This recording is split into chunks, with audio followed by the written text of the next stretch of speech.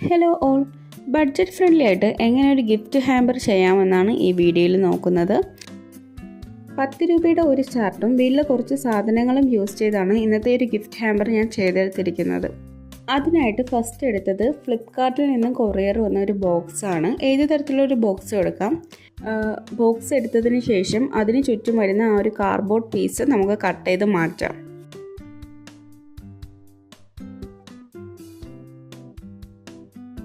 ഈ ഒരു cardboard cut ചെയ്ത് കഴിയുമ്പോൾ നമുക്ക് ഇങ്ങനെ ഒരു ഫേസിലായിരിക്കും ഈ ഒരു ബോക്സ് കിട്ടുന്നത്. അപ്പോൾ അതിൻ്റെ നടുവേ ഒന്ന് കട്ട് ചെയ്ത് മാറ്റാം.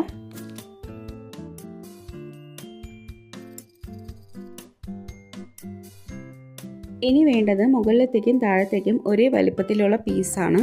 ഈ ഒരു ബോക്സിൻ്റെ രണ്ട് എൻഡിലും വരുന്ന ആ രണ്ട് പീസും ഒരേ വലിപ്പത്തിലും ഒരേ നീളത്തിലുമാണ്.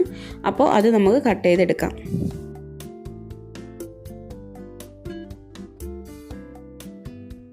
ഇനി നമുക്ക് രണ്ട് സൈഡിലും വേണ്ടിയിട്ടുള്ള പീസാണ് വേണ്ടത്. അത് ഓൾറെഡി നമുക്ക് നേരത്തെ കട്ട് ചെയ്ത് മാറ്റി വെച്ച കാർഡ്ബോർഡ് പീസിൽ നിന്ന് എടുക്കാം. ഇതിൻ്റെ സൈസ് ഞാൻ ഇതിൽ മെൻഷൻ ചെയ്തിട്ടുണ്ട്.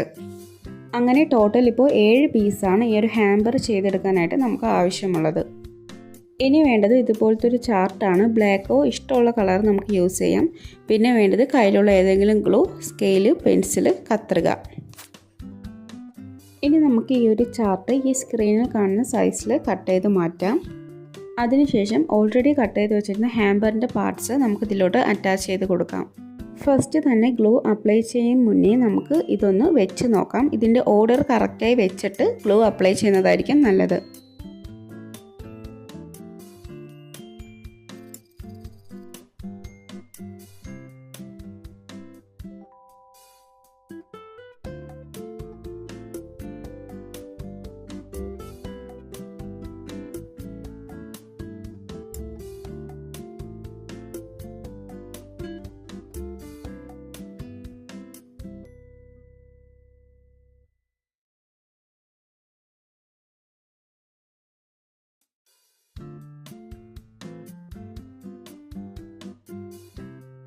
ഇങ്ങനെ എല്ലാ പീസിലും ഗ്ലൂ അപ്ലൈ ചെയ്തതിന് ശേഷം ഒരു 3 മിനിറ്റ്സ് ഇതൊന്ന് നമുക്ക് ഉണങ്ങാൻ വയ്ക്കാം.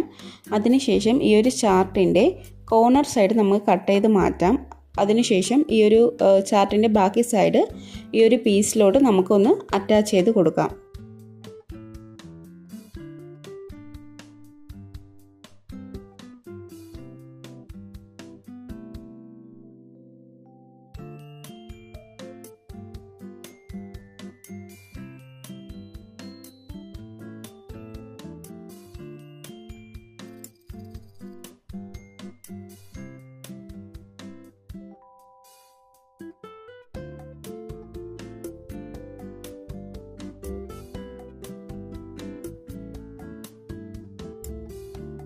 ആ ഒരു പീസ് ഏകദേശം നല്ല ഉണങ്ങുന്നത് വരെ നമുക്ക് വെയിറ്റ് ചെയ്യണം.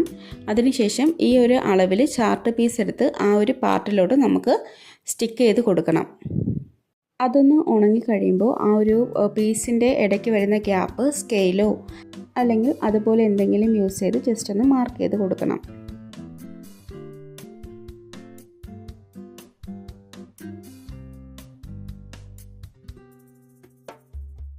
ഇനി ഇതിലോട്ട് വേണ്ട രണ്ട് ലാസ്റ്റത്തെ പീസാണിത്. നേരത്തെ ചെയ്തതുപോലെ തന്നെ ഗം തേച്ച് ചാർട്ടിലോട്ട് അറ്റാച്ച് ചെയ്ത് കൊടുക്കാം.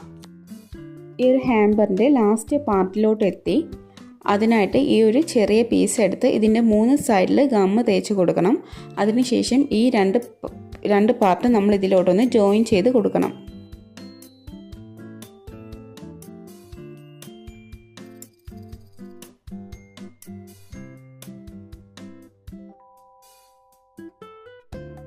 ഇത് നല്ലതുപോലെ ഉണങ്ങാൻ ടൈം കൊടുക്കണം. കാരണം ഈ രണ്ട് പാർട്ട് നല്ലതുപോലെ ജോയിൻ ചെയ്താൽ മാത്രമേ ഹാമ്പർ നല്ല രീതിക്ക് കിട്ടത്തുള്ളൂ. എനിക്ക് അത്രയും നേരം പിടിക്കാൻ വയ്യാത്തതുകൊണ്ട് ഞാനൊരു ലോങ് റിബൺ എടുത്ത് കെട്ടിക്കൊടുക്കുകയാണ് ചെയ്തത്. ഏകദേശം അരമണിക്കൂർ കഴിഞ്ഞതിന് ശേഷമാണ് ഇതൊന്ന് ഓപ്പൺ ആക്കുന്നത്. ഇവിടെ ഹാമ്പർ അത്യാവശ്യം നല്ല രീതിക്ക് തന്നെ ജോയിൻ ചെയ്ത് കിട്ടിയിട്ടുണ്ട്. ഇത് കുറച്ച് നേരം കൂടി ഉണങ്ങാനുണ്ട്.